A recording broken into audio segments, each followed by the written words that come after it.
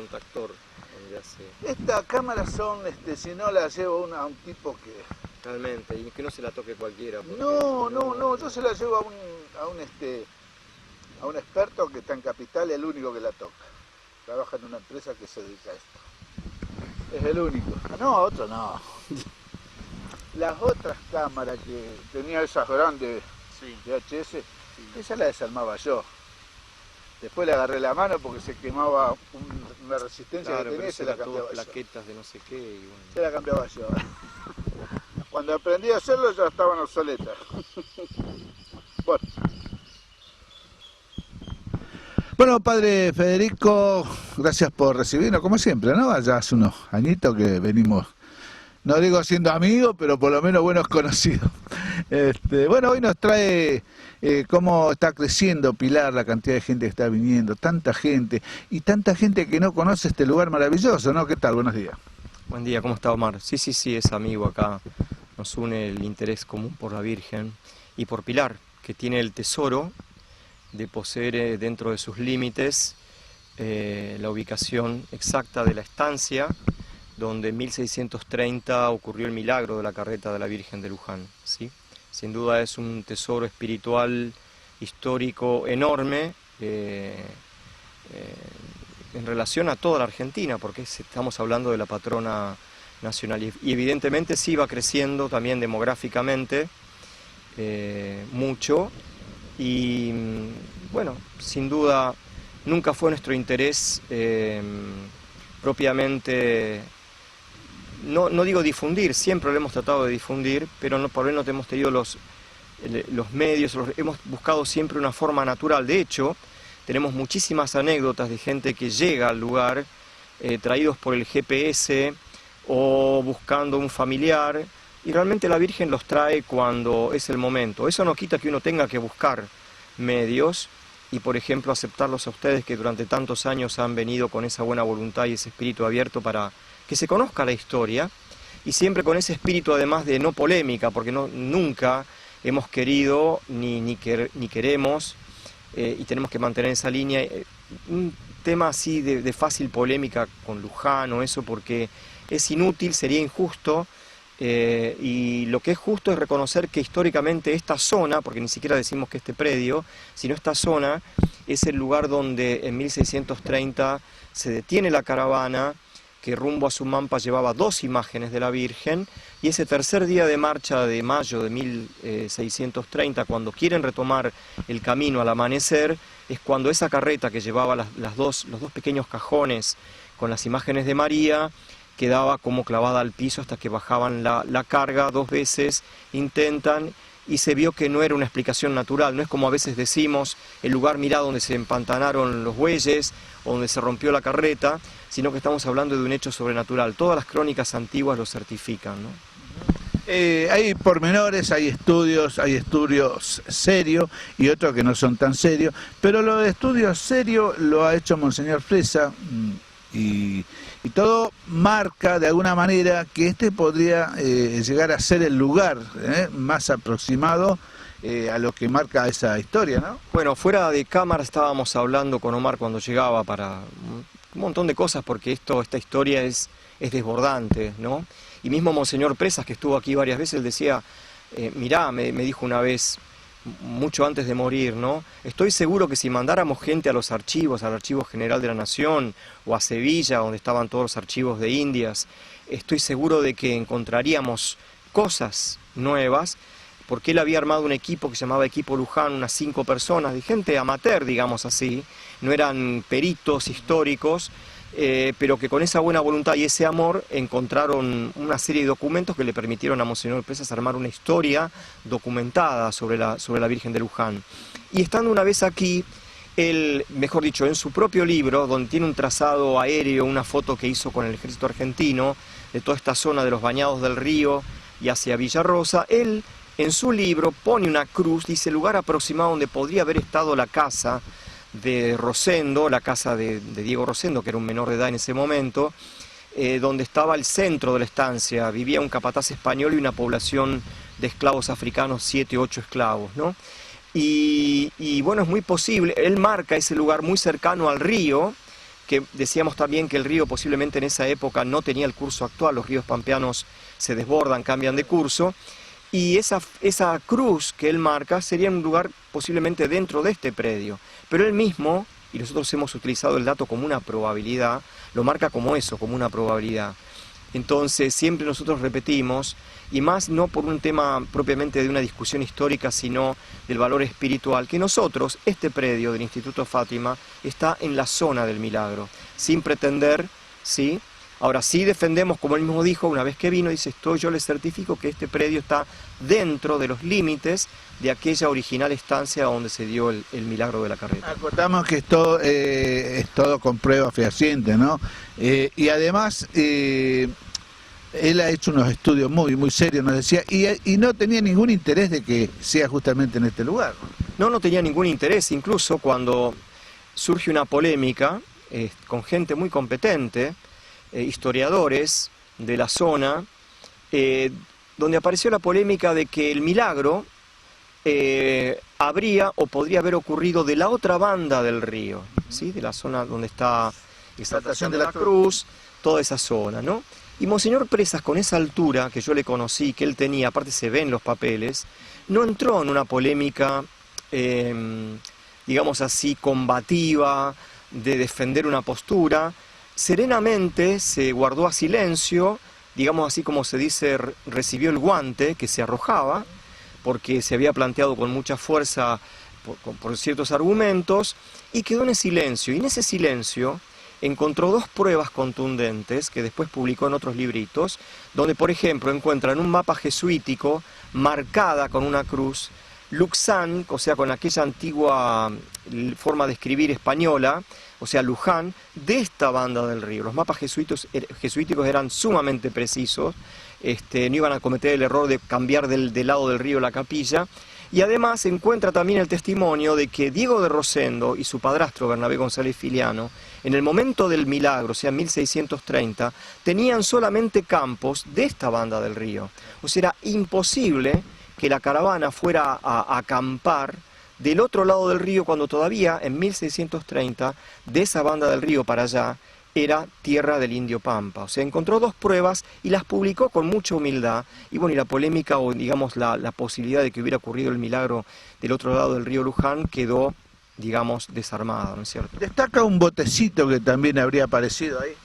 En 1645, es decir, 15 años después, con motivo de la enfermedad de Bernabé González Filiano, después su muerte, cuando hace testamento, Bernabé González Filiano era el padrastro de Diego Rosendo, que era el verdadero propietario, pero menor de edad, tenía 10 años en 1630.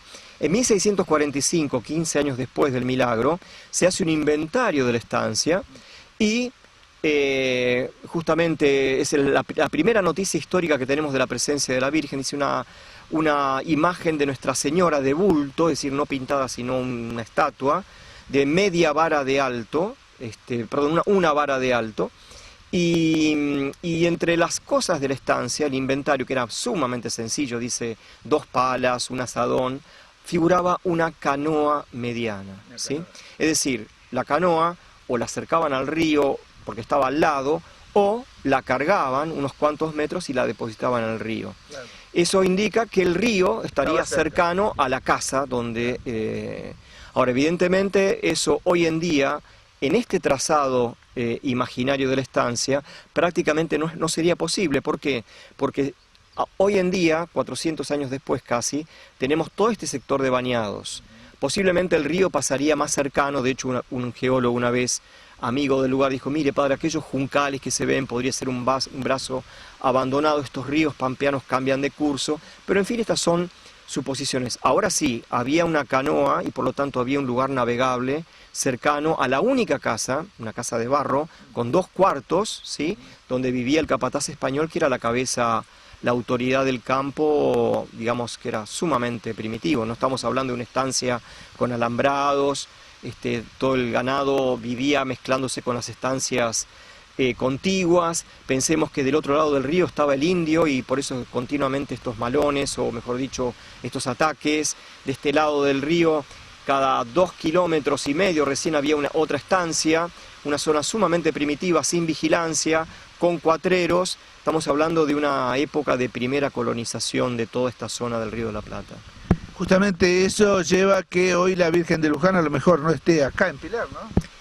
Digo, de los Malón y todo eso, porque había constantemente robo donde estaba una capillita acá, ¿verdad? Bueno, ese fue el motivo que lleva a Ana de Matos, una señora posiblemente la segunda o tercera fortuna de Buenos Aires.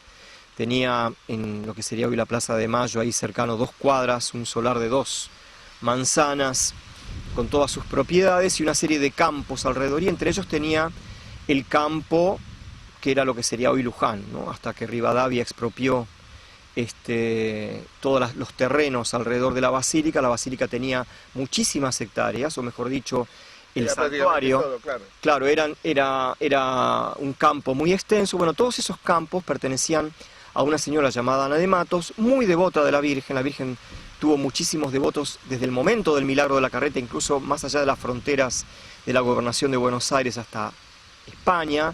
Los marinos encomendaban sus viajes a la pura y limpia Concepción del río de Luján. Y entonces Ana de Matos, preocupada porque vio que los dueños del campo, es decir, incluso donde estaba este predio, estamos hablando de 1671, 41 años después del milagro, viendo que del otro lado del río estaban estos ataques siempre de los indios que incursionaban, mataban, después un poco las represalias españolas de los colonizadores contra el indio, los cuatreros, una zona sumamente aislada. Temiendo por la seguridad de la Virgen, llega un arreglo con los dueños del campo, que eran 3 hermanos, 2 mujeres y un hombre. El varón era párroco de la Catedral de Buenos Aires, era sacerdote, Juan de Oramas, y les dice: miren, yo les voy a comprar la imagen y me la voy a llevar río arriba para generar un lugar de protección. No era que ese lugar fuera más protegido, lo que pasa es que Ana de Matos tenía verdadera voluntad, ¿sí? No hacemos un juicio, Monseñor Presas mismo decía, es medio incomprensible la actitud de los dueños, entre ellos el padre Juan de Oramas, un sacerdote. El hecho es que en 1671, por escritura de venta, Ana de Matos se lleva por 250 pesos, que era una suma muy importante, la imagen río arriba. O sea, tuvo mucho que ver el abandono del campo. De hecho, no lo digo yo, lo dice Monseñor Presas en sus escritos, el motivo por el cual esta señora, preocupada por la imagen, realmente consigue y se lleva finalmente la imagen río arriba. Igualmente tuvo que pedir permiso para llevar la Virgen. No, porque ella la compró. Ya era una propiedad como alguien podía comprar una cruz o otra imagen de la Virgen o lo que fuera. En su campo había una casa que sería como la que estaba aquí. Ella no vivía, vivía en Buenos Aires, era una zona de campo sumamente... Era mujer de un militar, ¿no? Marcos de Sequeira, o mejor dicho, sí, era un sargento mayor, creo, del ejército español, colonizador. No recuerdo bien ahora los datos. Hay mucho nombre de sabor portugués en toda esta historia. De hecho, un portugués es el que pide la Virgen en Sumampa, otro portugués es el que la envía desde Brasil y otro portugués es el que la trae en su barco desde Recife o de Pernambuco a Buenos Aires, ¿no? Y Matos también podría ser un nombre de origen portugués. Lleva 2 virgen, no se sabe por qué. Monseñor Presas dice, el portugués de Sumampa, que es el original, el que genera toda esta historia, pide una imagen porque estaba construyendo una capilla allí en el Pago de Sumampa, Santiago del Estero, una estancia muy grande. Le pide por una carta a otro paisano suyo, otro portugués que vivía en el norte de Brasil, que por favor le mande una imagen de la Virgen para colocarla en la capilla que estaba construyendo y así poder tener misa. Se requería tener un altar, ¿no? Un Cristo, una imagen de la Virgen, ciertas cosas como para que los sacerdotes, muy pocos, se aventuraran en esas lejanías a celebrar de tanto en tanto y para hacer matrimonios una misa. Entonces el portugués de Brasil, que no sabemos el nombre, en vez de una imagen le manda 2. Una es hoy la Virgen de Luján y la otra es hoy la Virgen de Sumampa, allí en su santuario del mismo nombre en Sumampa, Santiago del Estero. Monseñor Presas dice, teniendo en cuenta la larga travesía, primeramente en un barquichuelo desde el norte de Brasil hasta el puerto de Buenos Aires, luego del puerto de Buenos Aires a Córdoba, 30 días en carretones por Tierra del Indio y Tierra Desolada, y de Córdoba a Sumampa a lomo de mula, o sea, 3 medios de transporte diferentes durante 2 meses, pongamos así, dice, en vista de que pudiera haber alguna rotura o alguna desgracia, bueno, mandamos una como de repuesto, ¿sí? Esa sería la explicación. La explicación sobrenatural que él mismo trae es, si ya el cielo y la Virgen habían determinado que una imagen se iba a quedar en esta zona para estar luego en Luján, el portugués que le había pedido iba a quedar así desairado, digamos, ¿no? Entonces, que bueno, que en atención al piadoso portugués que pide la imagen, una llegó y una se quedó. Ahí resuena el nombre del Negrito Manuel. Y sí, sin duda, y cada vez más la Iglesia argentina o la Iglesia universal, porque esto no es un dato para la Argentina, la moción, ¿no? O sea, el mover todo ha surgido de la Iglesia argentina, cada vez más está figurando, ha iniciado la causa de beatificación, ahí va, ¿no? Es decir, todo un proceso dentro de la Iglesia para que eventualmente, después de una larga cuestión muy exigente, el Negrito Manuel pueda ser puesto como ejemplo de virtudes para toda la Iglesia. Eso es un santo para la Iglesia, ¿no? Todas las crónicas antiguas, todo el testimonio popular apuntan a esto. Pero el Negro Manuel es puesto a prueba hoy.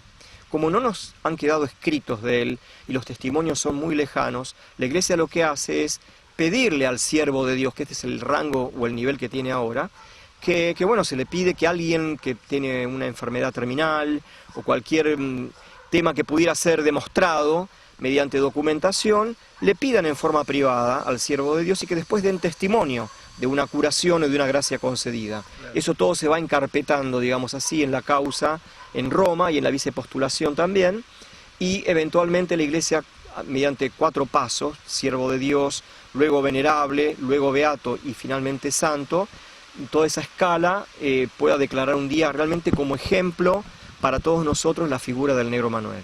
Bueno, él era un esclavo y en ningún momento se quiso desprender de la Virgen, aún en el traslado.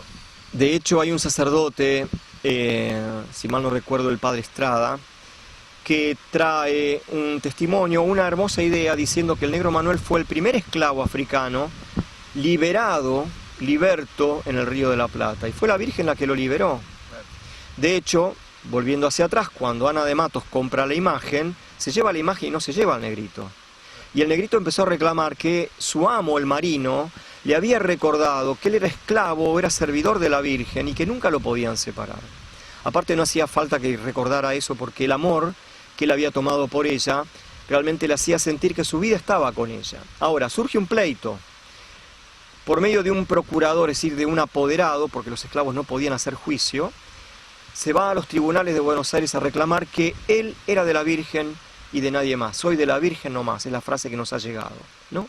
Y después de un juicio de 3 años, donde posiblemente hubiera perdido, evidentemente no era un buen precedente que un esclavo tal vez ganara un juicio contra alguien tan eminente como la familia Oramas, un grupo de vecinos de Buenos Aires y Ana de Matos hacen una colecta, juntan dinero, eso indica el amor y la veneración que tenían por el negrito también como siervo de la Virgen, y le pagan 200 pesos a los dueños del campo, o sea, a los viejos, antiguos dueños de la Virgen, para liberar al negro. Evidentemente fue el santuario, por medio de su mayordomo Casco de Mendoza, el que tiene la iniciativa, pero no es que el negrito fue propiamente una propiedad del santuario.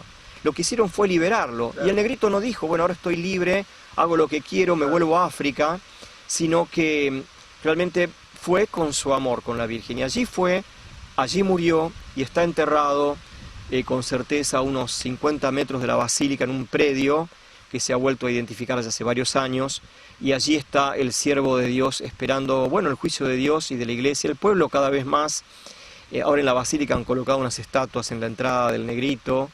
Realmente es una figura impresionante. Yo estuve hace poco en África, aquí a pocos metros hemos mezclado tierra africana que traje de Guinea-Bissau, este país que es la ex Guinea portuguesa, le hemos mezclado aquí con nuestra tierra argentina al lado del ranchito como un símbolo de unión entre estas dos tierras que él pisó. Si bien también estuvo en Brasil, estuvo en las islas de Cabo Verde, evidentemente son las dos puntas en la vida del esclavo, la tierra africana de origen, de la que fue sacado violentamente con toda esta cosa horripilante de la esclavitud, y la tierra donde encontró nuevamente el sentido de vivir, donde la Virgen le devolvió las ganas de vivir, le devolvió esa paz interior y donde lo transformó en un santo. Qué visión, ¿no? Lo que es hoy la iglesia, ¿cómo es? Luján, lo que es hoy Luján, todo lo que guarda, ¿no? Y cómo se ha preservado todo, realmente es admirable, ¿no? Y sí, es en todo esto, como en todas las historias del Evangelio, ¿no? Piensen que de pronto se le aparece un ángel a San José y le dice: cuidado, Herodes quiere matar al bebé, levántate y vete a Egipto, a donde yo te mostraré. Uno diría, no, pero si Dios es todopoderoso, ¿para qué necesita la colaboración? ¿Por qué le descarga esa responsabilidad? ¿Por qué entrega al amor de San José el cuidado del niño? En la historia de la Virgen de Luján aparece el amor de un portugués por la Virgen que la pide, aparece el amor de Ana de Matos, que para preservar la imagen paga, se toma la molestia, dedica tierras, dona 100 metros a los cuatro vientos del lugar original de la capilla para que se comenzara a formar una población, así nace Luján. Está el amor del negro Manuel, está el amor del Esique Torresuri que levanta el templo intermedio, está el amor del padre Salver, que es el que comienza la construcción de la basílica. Entonces estamos hablando de amores humanos que fueron sosteniendo el amor de la Virgen. Y sin ellos, por ejemplo, esto no es idea mía, a un sacerdote claramente en uno de esos tantos escritos sobre la Virgen de Luján dice: sin el negro Manuel, no es aventurado decir que pudimos haber perdido a la Virgen. Lo mismo que con Ana de Matos, ¿qué hubiera pasado si la estancia estaba abandonada? Un malón, un cuatrero, un incendio, el descuido, el abandono, la soledad pudo haber hecho que la imagen se perdiera. Nos ha llegado y está en la joya que es nuestra Basílica Nacional, y allí está bien colocada la imagen y tiene que quedarse allí, ¿no es cierto? Está ahí gracias al amor. Ustedes vayan a Luján, seguro que han ido, por favor, y fíjense todas las piedras alrededor del camarín, está familia tal, familia cual, y no estamos hablando, habría tal vez alguna familia rica o muy pudiente, fue el pueblo argentino el que levantó ese monstruo que le decían que el padre Salver estaba loco, porque conseguir esa piedra que fue traída de Colón, Entre Ríos, en medio de la pampa, decían que estaba loco, se iba a pedir limosna a Buenos Aires todos los fines de semana para iniciar ese monstruo de belleza que es nuestra basílica, ¿no? Entonces, evidentemente, en el pasado de la Virgen de Luján, el amor de hombres y mujeres concretos, sacerdotes, laicos, lo que fuera, sostuvo y nos entregó este patrimonio, pero ahora nosotros somos los que tenemos que, bueno, despertar un poquito el amor, ¿no?, por esta tierra, porque la Virgen no quiere un templo reluciente en una tierra lastimada por muchas cosas, sino que quiere a sus hijos que vivan en paz, que vivan felices en esta tierra maravillosa que el Señor nos ha dado. Bueno, con esto vamos cerrando, Federico. La verdad que es una historia apasionante, ¿no? Charlarla de raíz, conocerla de raíz y cómo nace. A lo mejor de ese hombre que estuvo ahí en Sumampa, porque ahí a lo mejor nace, ¿no?, el comienzo de toda esta historia, ¿verdad? Y nace por un hombre que amaba a la Virgen y se toma la molestia de buscarla que mejor, porque en esa época, como estaban unidas la corona de Castilla con Portugal, portugueses y castellanos formaban un solo pueblo, un solo imperio, digamos, de este lado, y entonces le pide a otro paisano allí, y este se toma la molestia de, por si acaso, en vez de una mandar dos, traerla a otro portugués. Hay toda una historia humana en medio de una época también muy dura de colonización, de largas travesías, de viajes, de peligro, de muerte, y la historia de la Virgen se va como tejiendo, entreverando con toda esta historia humana nuestra. Y qué bueno que esta parte probablemente sea parte de esa historia. Sin duda que lo es, pero es a favor de la historia, y yo creo, así decía la Madre Pilar, la fundadora, cuando ella nos invitaba a nosotros, los que vivíamos acá, los sacerdotes, las hermanas, los laicos, dice: miren, lejos de nosotros generar cualquier polémica o hacer hasta una especie de astucia para generar la polémica de que la Virgen debería volver, o que por qué fue llevado, que si fue un sacerdote que la vendió.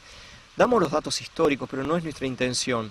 Pero sin duda, hoy en día, la basílica y la imagen de la Virgen son el símbolo de que este pueblo pertenece a una realidad a la cual tenemos que tender. Yo creo que hoy más que nunca nuestra patria, inmersa en un mundo globalizado, con toda una prepotencia globalista muchas veces, con fuerzas económicas o fuerzas de poder que pretenden modificar de raíz la naturaleza humana, la naturaleza de la familia, la naturaleza de la felicidad humana.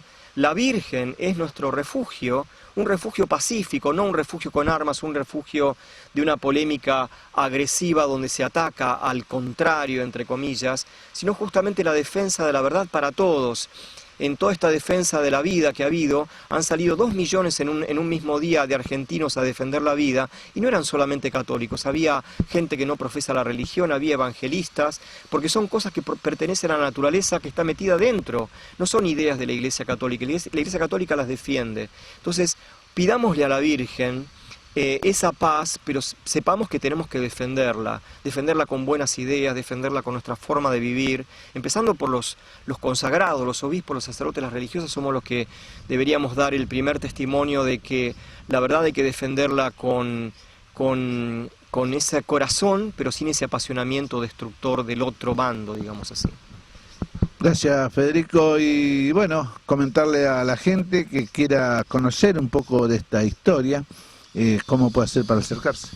Bueno, estamos filmando esta nota en enero y febrero.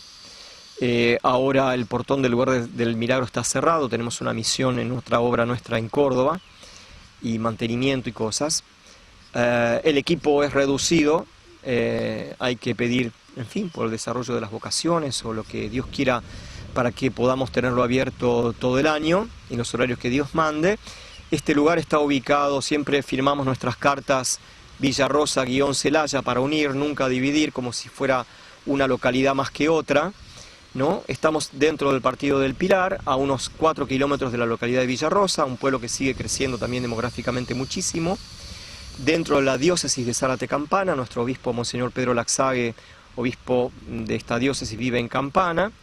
Y esta es la zona, estamos a unos 55, 60 kilómetros, digamos, del centro de Buenos Aires, y a unos 25 kilómetros en línea aérea, digamos así, de la ciudad de Luján. Gracias a ustedes. Ahí, no se mueva, por a ver. Voy a hacer otra tomita, ahí nomás,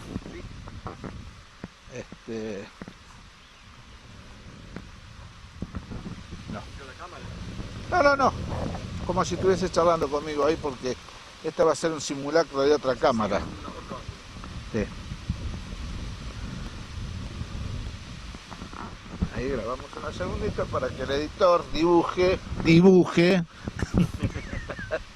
Entonces, como un simulacro de que estamos. Acá no estamos como en otros canales allá que tienen 10 cámaras. Sí, un dron dando vueltas así arriba de la cabeza. Quería conseguir uno para todo un proyecto muy ambicioso sobre la Virgen de Luján. Y quería conseguir un Mavic Pro, que es un nuevo dron chiquitito, pero tiene unos códecs de video, que es H265, que tiene una calidad impresionante. Pero claro, y una cámara, una Panasonic chiquita, una G9, que son las que usan los blogueros. Yo tengo un chico amigo ahí que están con los drones. Están en el COM, Centro de Operaciones Municipales de Pilar. ¿Ah, sí? Sí. Se lo puedo conectar. A ver qué puede inventar él.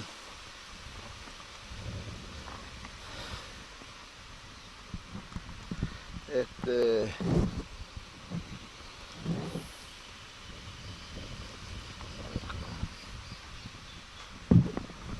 sale para Pilar ahora? Sí, ahora vamos. En realidad tengo que ir a Dígame, por eso le pregunto. kilómetro 50. Porque me tomo el tren en todo caso ahí en Parida Torcuato. Villarrosa. Ah, para ir a Torcuato, no, tiene que tomar acá. Sí. Bueno, vamos a hacer otra tomita de acá. Tiene que ir a Torcuato. ¿Y el coche no anda? ¿Qué coche? Ese cochecito que está ahí. No, ahí no voy con eso. No me deja. Va a 40, como máximo lo levantará 50. Yo igual con este no venimos. Ni siquiera tengo la credencial todavía, así que imagínense, tiene seguro pero no credencial. El mío me pasa lo mismo, me quiero ir unos días y lo estoy pensando 10 veces para irme Antes de al irse, río. sí. El pibe, mi hija y mi hijo, mi hija y el marido vinieron de Córdoba hace 2 días y se fueron en el auto. Tiene un autito más o menos bueno. Y yo le digo, bueno, vamos a la costa, pero yo voy atrás. Con el mío, por la duda, llevo la soga para tirarlo. Claro. Y la otra se fue ahora. Ayer se fue a Puerto Madryn. No, y